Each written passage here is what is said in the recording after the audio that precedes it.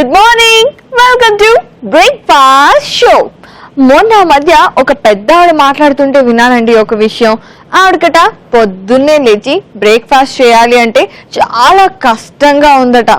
ఈ ఇడ్లీ దోశ చేయాలి అంటే ముందు రోజే పిండి రుబ్బాలి, నానబెట్టుకోవాలి, అది ఇది నా వల్ల కాదు, ఎవరు చేస్తారు వదిన, హ్యాపీగా ఇన్స్టాంట్ గా రుబ్బిన దోశ పిండి మార్కెట్ లో దొరుకుతుంటే అని ఇంత పొడుగున సాగదీసి మరీ మాట్లాడుతోంది. నిజమే, ఇన్స్టాంట్ గా అయితే దొరుకుతుంది, కానీ అలా మనం అన్ని ఇన్స్టాంట్ గా చేసేసుకొని అసలు ఈ ఇన్స్టాంట్ లైఫ్ కి అలవాటు పడిపోయి అస్సలు కష్టపడలేకపోతున్నాం. ఇప్పుడు బాగానే ఉంటుందండి, కానీ 40 ఏళ్ళు వస్తాయి చూసారా, అప్పుడు మాత్రం బీపీలు షుగర్లు ఇవన్నీ వస్తాయి కదా, అప్పుడు తెలుస్తుంది అనమాట. మీరు నన్ను తిట్టుకున్నా సరే ఇదే నిజం, ఎంతైనా కష్టపడాలి. నిజం చెప్పండి, ఇప్పుడు మిక్సీలు గ్రైండర్లు ఇవన్నీ ఉన్నాయి, వీటిలో రుబ్బుకోవడానికే మనం ఇంత కష్టపడి ఇంత అంటుంటే ఒకప్పుడు అయితే రోట్లో రుబ్బుకోవాలి. మరి వాళ్ళేమనుకోవాలండి? అయినా సరే అలా కష్టపడే వాళ్ళు కాబట్టి వాళ్ళు అంత ఆరోగ్యంగా ఉండేవాళ్ళు. ఇప్పుడు మనము అయినా ఈ ఇన్స్టెంట్ గోళ మనకెందుకు, కానీ మనం చక్కగా పనికి ఆరోగ్య పథకం అన్నట్టుగా హాయిగా కష్టపడదాము. ఎందుకంటే అప్పుడు మన బ్రేక్ఫాస్ట్ మనమే చేసుకుంటే తిన్న సాటిస్ఫాక్షన్ అన్నా ఉంటుంది కదా. సరే, మరి ఇవాళ కూడా మనం ఒక బ్రేక్ఫాస్ట్ వెరైటీ చేసేసుకుందాం. ఇంతకీ ఏం చేద్దాం? ఎగ్ రైస్ నూడిల్స్ ఓకేనా మీకు? నాకు కూడా ఓకే. మరి ఇంకెందుకు ఆలస్యం, స్టార్ట్ చేద్దాం.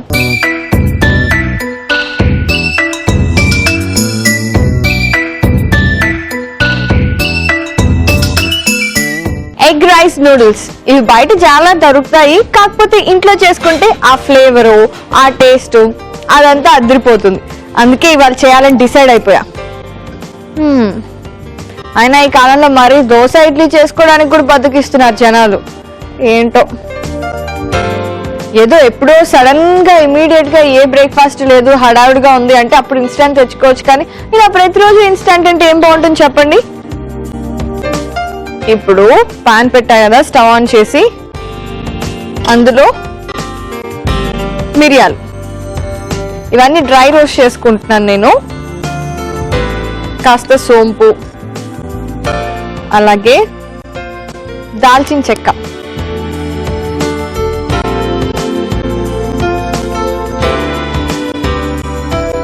చాలు. తర్వాత అందులో లవంగాలు, ఇది కొద్దిగా వేసుకుంటే సరిపోతుంది, ఒక 4-5. తర్వాత స్టార్ ఫ్లవర్, ఇది కూడా కొద్దిగా. తర్వాత మరాఠీ మొగ్గ. ఇప్పుడు ఇవన్నీ ఇది రోస్ట్ అవుతూ ఉంటాయి. ఈ లోపు నేనేం చేస్తాను అంటే స్టవ్ మీద ఇంకో పాన్ పెట్టేసుకోవాలండి.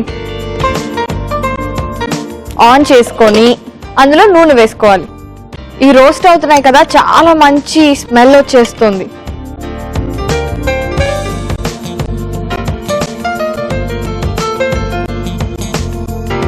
స్టవ్ ఆఫ్ చేసేసాను, ఇవన్నీ రోస్ట్ అయిపోయాయి. ఇది కొంచెం చల్లగా అయితే ఏం చేస్తాను అంటే మిక్సీ చేసుకొని పౌడర్ పెట్టేసుకుంటాను.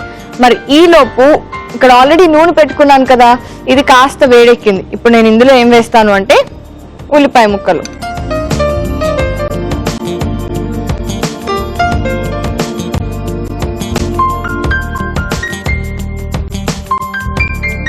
పైగా నూడిల్స్ లో కూడా అసలు నూడిల్స్ మనకి బాగా అలవాటైన నూడిల్స్ ఏంటి? Instant noodles. అది లేకపోతే అసలు నిజంగా మనకు అంత ముందు హక్కా నూడిల్స్ హుక్కా నూడిల్స్ ఇవన్నీ తెలుసా? లేదు కదా. ఇన్స్టాంట్ నూడిల్స్ నుంచే మనకి ఇక్కడ నూడిల్స్ బాగా ఫేమస్ అయ్యాయి. ఇక మామూలుగా తినాలి అంటే చైనీస్ నూడిల్స్, చైనీస్ రెస్టారెంట్స్కి వెళ్తే కానీ దొరకదు. సరే, ఇది ఫ్రై అవుతుంది కదా, ఈలోపు నేను ఏం చేస్తాను అంటే ఇందులో కొంచెం ఇలా చిదిమేసి వెల్లుల్లిపాయ వేసేస్తున్నాను ఇందులో. ఇది ఫ్రై అవడానికి ఎక్కువసేపు ఏం పట్టదండి, సో ఈజీగానే మనం నెక్స్ట్ ఇంగ్రీడియంట్కి వెళ్ళిపోవచ్చు. ఆ నెక్స్ట్ ఇంగ్రీడియంట్ ఏంటి అంటే కాస్తంత కరివేపాకు. ఇప్పుడు నెక్స్ట్ ఇందులో ఏం వేస్తాను అంటే కొద్దిగా కరివేపాకు వేగిన తర్వాత వేస్తాను. కరివేపాకు వేగిపోయిందండి. ఇప్పుడు నెక్స్ట్ పేలుతున్నాయి చూసారా, ఇందులో నేను ఆల్రెడీ కట్ చేసి పెట్టేసుకున్నాను అనమాట సన్నగా టొమాటో ముక్కలు, అవి వేసుకుంటాను. నూడిల్స్ చేసుకునేటప్పుడు ఎప్పుడైనా సరే అంటే మనం ఆనియన్స్ వేసుకుంటే కొంచెం పొడుగ్గా వేసుకోవాలి, అండ్ అలాగే టొమాటోస్ ఇలాంటివి వేసుకునేటప్పుడు మాత్రం కొంచెం చిన్న చిన్నగా కట్ చేసుకొని వేసుకోవాలి టొమాటో ముక్కలు.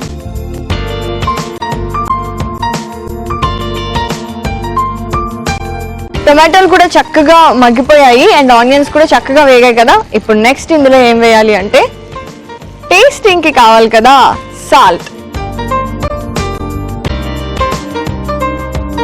ఇప్పుడు నెక్స్ట్ ఏం వేస్తాను అంటే ధనియా పౌడర్,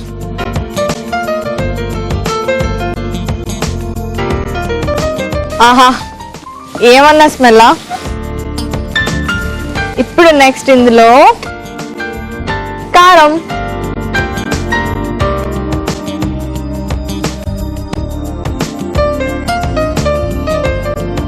సో కారం కూడా మీరు చూసారో లేదో కొంచెం ఎక్కువ వేసాను అనమాట. ఇప్పుడు నెక్స్ట్ ఏం వేయాలి, నేనేం వేస్తున్నాను ఎగ్స్. సో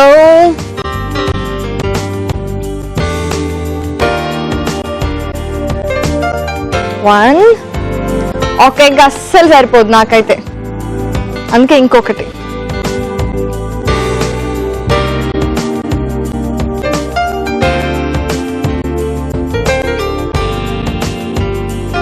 ఇప్పుడు బాగా కలిపేసేయాలండి. ఇది కొంచెం టైం పడుతుంది మనకి. ఇంతకీ మనం ఆల్రెడీ డ్రై రోస్ట్ చేసి పెట్టుకున్నాం కదా, అవి కూడా చక్కగా చల్లారిపోయాయి.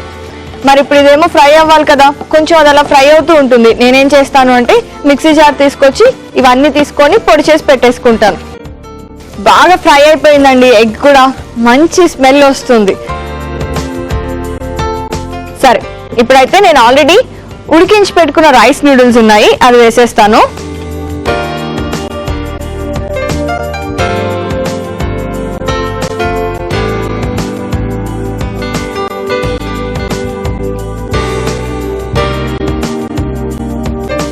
ఇప్పుడు ఏం చేస్తాను అంటే ఫైనల్ గా ఈ మసాలాలు ఏవైతే ఉన్నాయో ఇంట్లో చక్కగా ఇంట్లో దినుసులతో చేసిన మసాలా అది వేసేస్తా. ఇప్పుడు ఇంకొకసారి బాగా కలిపేస్తా.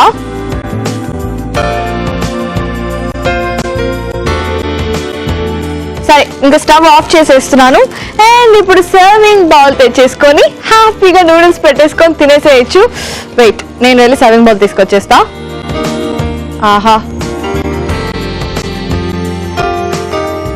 లుక్ చూస్తే మాత్రం నిజంగా ఇదే చైనీస్ రెస్టారెంట్ నుంచి తీసుకొచ్చావు అని అడుగుతారు ఎవరైనా సరే.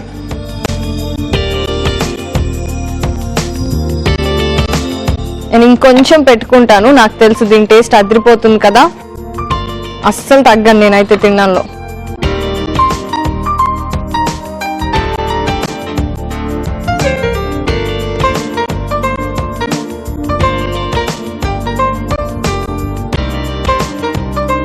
మామూలుగా ఈ నూడిల్స్ ని బ్రంచ్ లో కూడా వాడుకోవచ్చు.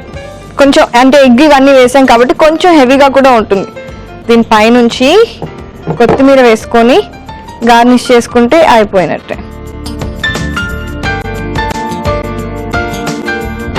ఎగ్ రైస్ నూడిల్స్ ఫటాఫట్, కనీసం 20 నిమిషాలు కూడా పట్టలేదు, 15 నిమిషాల్లో రెడీ అయిపోయాయి.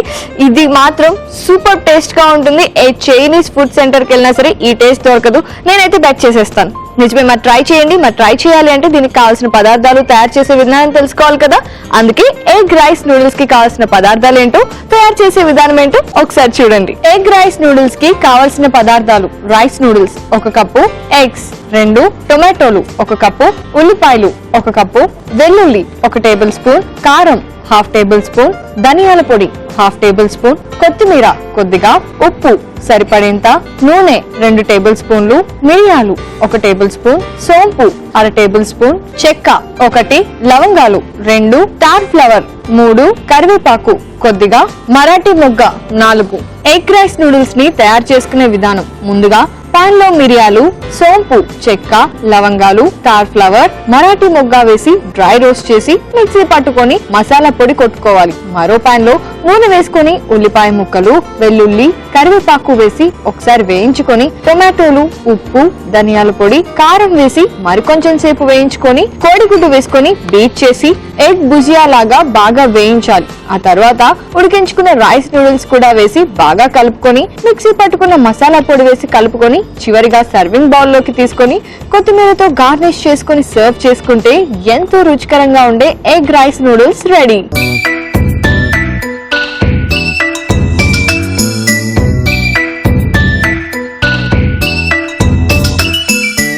ఎగ్ రైస్ నూడిల్స్ కి కావాల్సిన పదార్థాలని తయారు చేసుకునే విధానాన్ని చూశారు కదా. ఇప్పుడు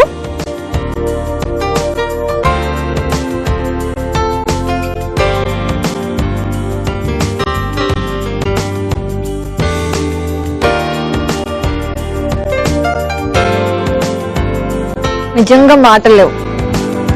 నేను బేసిక్ గా ఈ మసాలాలు ఇలాంటివన్నీ పెద్దగా ఇష్టపడినండి, కానీ నాకు ఫస్ట్ టైం ఎంత బాగా నచ్చిందో తెలుసా. Seriously you have to try it. అన్నట్టు ఇంకో విషయం మీకు చెప్పలేదు, కానీ ఈ నూడిల్స్ కూడా ఇన్స్టాంట్ ప్యాకెట్స్, కప్స్ దొరుకుతాయి తెలుసా. అయినా వాటన్నిటితో మనకెందుకండి బాబు, హ్యాపీగా ఉట్టి రైస్ నూడిల్స్ ప్యాకెట్ ఒకటి తెచ్చుకోండి, అవి కూడా బాయిల్ చేసుకోండి, అండ్ సూపర్ గా 15 నిమిషాల్లో ఎలాగో ఎగ్ రైస్ నూడిల్స్ రెడీ అయిపోతుంది. కాబట్టి ఇక్కడే కూర్చొని తిన్నారనుకోండి, ఐ మీన్ టు సే మీ ఇంట్లో కూర్చొని తిన్నారనుకోండి, ఆరోగ్యానికి ఆరోగ్యం, టేస్ట్ కి టేస్ట్. సో మరి దీనికి కాంబినేషన్ గా ఏముంటే బాగుంటుంది? నాకు తెలిసి మీరే టొమాటో కెచప్, ఇంకేదో సాస్ అనుకుంటూ ఉంటారు. అవన్నీ పక్కన పెట్టేయండి, హ్యాపీగా ఇంట్లోనే గార్లిక్ స్వీట్ చట్నీ చేసుకుంటే ఇక ఆ రుచికి అసలు లిమిట్స్ ఉండవు అనమాట. మరి ఇంకెందుకు ఆలస్యం, చేద్దాం రండి.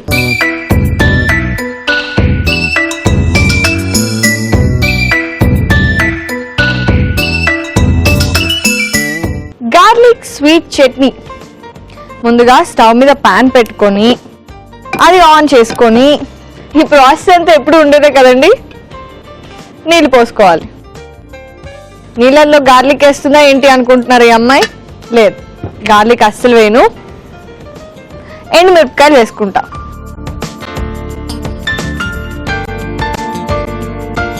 చాలు. ఈ ఎండుమిరపకాయలు ఉడకాలి. సో దానికోసం మనం ఏం చేస్తాం, కొంచెం సేపు టైం ఇస్తాం దానికి ఉడకడానికి. ఆల్మోస్ట్ ఉడికిపోయాయి, ఇంకొంచెం ఒక 2 minutes ఉంచుదాం. అప్పుడేంటంటే పేస్ట్ చేయడానికి ఈజీగా ఉంటుంది మనకి.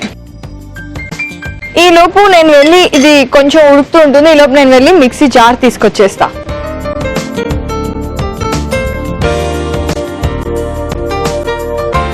సో మిక్సీ జార్లో ఇప్పుడు నేనేం వేస్తున్నాను అంటే కొద్దిగా గార్లిక్, వెల్లుల్లిపాయలు,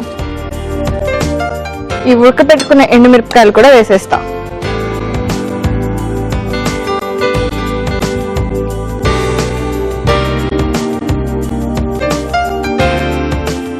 ఇప్పుడు ఇందులో నెక్స్ట్ నేనేం వేస్తాను అంటే చింతపండు రసం, కొద్దిగా చింతపండు రసం,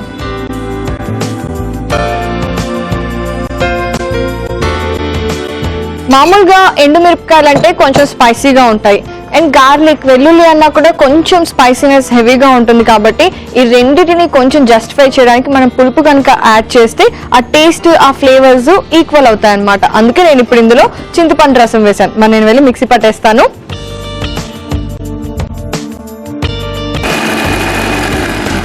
నేను మీకు చెప్పాను కదండి పేస్ట్ చేసి పెట్టేసుకుంటాను అని. ఇదిగోండి, చూసారా ఎంత చక్కగా పేస్ట్ అయిందో. సో ఇప్పుడు మనం ఏం చేయాలి అంటే స్టవ్ మీద ఇంకో పాన్ పెట్టేసుకొని అందులో మామూలుగా పచ్చళ్ళన్నిటికీ మనం ఆవు నూనె వాడుతుంటాం కదా, అలాగే దీనికి కూడా కొద్దిగా ఆవు నూనె. ఇది కొంచెం వేడైన తర్వాత మనం ఏదైతే చట్నీ చేసుకున్నామో అది వేసుకోవాలి.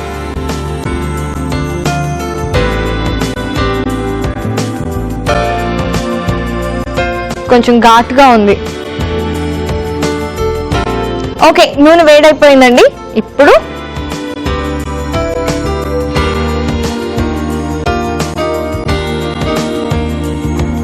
పచ్చడి వేసుకొని బాగా కలపాలి.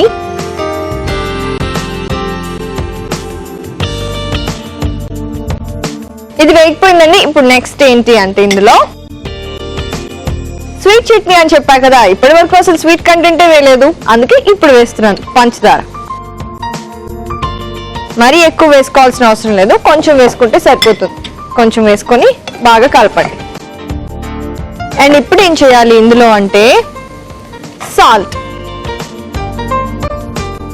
టేస్ట్కి సాల్ట్. అయిపోయింది, మన గార్లిక్ స్వీట్ చట్నీ రెడీ అయిపోయింది. ఎంత సింపుల్. అండ్ అలాగే ఇందులో ఉన్నవన్నీ హెల్దీ ఇంగ్రీడియంట్సే. ఒక్క నిమిషం కలిపేసుకున్న తర్వాత హ్యాపీగా స్టవ్ ఆఫ్ చేసేయచ్చు.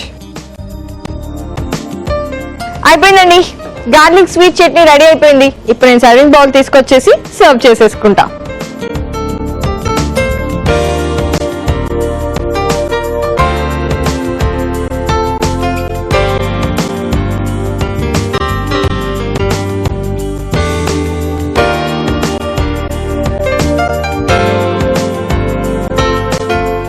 ఇందాక నేను చెప్పినట్టుగా ఇది ఇడ్లీ, దోశ వాటిల్లో కూడా చాలా బాగుంటుంది.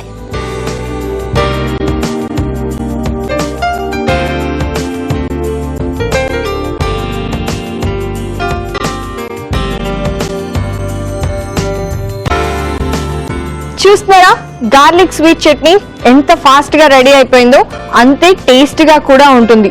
అండ్ ఇది నేను నూడిల్స్ కి మాత్రమే కాంబినేషన్ చెప్పానని అనుకోకండి, ఎందుకంటే నూడిల్స్ తో పాటు ఇడ్లీ, దోశ ఇలా వేటిలోకైనా సరే చాలా బాగుంటుంది. అండ్ రైస్ లో కూడా ట్రై చేయండి, ఓకేనా? వేడివేడి రైస్ లో కూడా కొంచెం బాగుంటుంది. అంటే కొంచెం కాదు, కొంచెం నెయ్యి వేసుకుంటే చాలా బాగుంటుంది అనమాట. మరి ఇంకెందుకు ఆలస్యం, వెంటనే చేసేసుకొని ట్రై చేయండి. కానీ ట్రై చేయాలి అంటే దీనికి కావాల్సిన పదార్థాలు, తయారు చేసుకునే విధానం తెలియాలి కదా. అందుకే మీరేం చేస్తారంటే ఇప్పుడు గార్లిక్ స్వీట్ చట్నీకి కావాల్సిన పదార్థాలు, తయారు చేసుకునే విధానం చూడండి. గార్లిక్ స్వీట్ చట్నీకి కావాల్సిన పదార్థాలు: వెల్లుల్లి 5, ఎండుమిర్చి 5, చింతపండు రసం 2 టేబుల్ స్పూన్లు, ఆవ నూనె 1 టేబుల్ స్పూన్, పంచదార 1 టేబుల్ స్పూన్, ఉప్పు సరిపడేంత. గార్లిక్ స్వీట్ చట్నీ తయారు చేసుకునే విధానం: ముందుగా పాన్ లో నీళ్లు పోసుకొని ఎండుమిర్చి ఉడికించుకొని మిక్సీ జార్ లో వెల్లుల్లి, ఉడికించుకున్న ఎండుమిర్చి, చింతపండు రసం వేసి మిక్సీ పట్టుకొని పేస్ట్ రెడీ చేసుకోవాలి. మరో పాన్ లో ఆవ నూనె వేసుకొని మిక్సీ పట్టుకున్న ఎండుమిర్చి మిశ్రమం వేసి అందులో పంచదార, ఉప్పు వేసి బాగా కలుపుకోవాలి. చివరిగా సర్వింగ్ బౌల్ లోకి తీసుకొని సర్వ్ చేసుకుంటే ఎంతో టేస్టీగా ఉండే గార్లిక్ స్వీట్ చట్నీ రెడీ.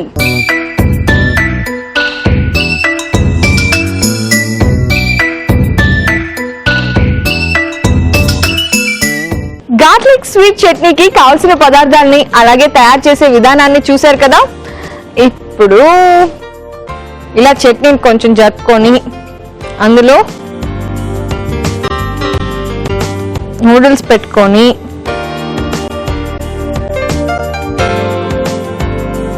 కాస్తంత చట్నీ తీసుకొని బాగా కలిపేయాలి.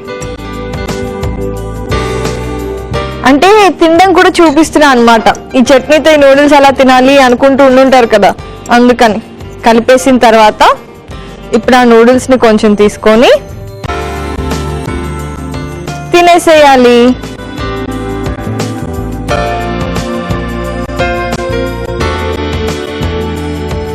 మీకు తెలుసు కదా నా రెస్పాన్స్ ఎలా ఉంటుంది అనేది. పర్ఫెక్ట్ కాంబినేషన్ అండి, ఇంకేం చెప్పను నేను దీని గురించి, ఇంకేమీ చెప్పను. ట్రై చేసుకోండి అని తప్ప. మరి ట్రై చేసుకోవాలి అంటే www.youtube.com/etv అభిరుచి అని టైప్ చేయాలి. అప్పుడు వెంటనే మన బ్రేక్ఫాస్ట్ రెసిపీస్ అన్ని వచ్చేస్తాయి. హ్యాపీగా ఎంచక్కా అక్కడ ఫాలో అయిపోవచ్చు. లేదు మీరు ఫేస్బుక్ ఫ్రీక్సా అయితే www.facebook.com/etv అభిరుచి అని టైప్ చేస్తే అక్కడ కూడా ఎంచక్కా బ్రేక్ఫాస్ట్ రెసిపీస్ అన్నిటిని ఫాలో అయిపోవచ్చు. హ్యాపీగా ఫాలో అవ్వండి. అండ్ అలాగే ఇప్పుడు చూపించిన 2 సూపర్ గా ఉన్నాయి కాబట్టి ఖచ్చితంగా ట్రై చేసేయండి. ఇంకేంటి మరి ఆలస్యం, వెంటనే ఏదో ఒక close friend call కట్టేయండి.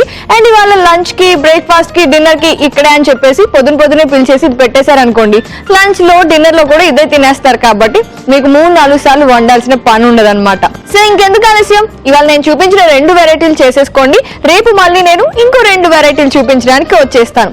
Till then you take care and keep watching ETV Abhiruchi. Bye.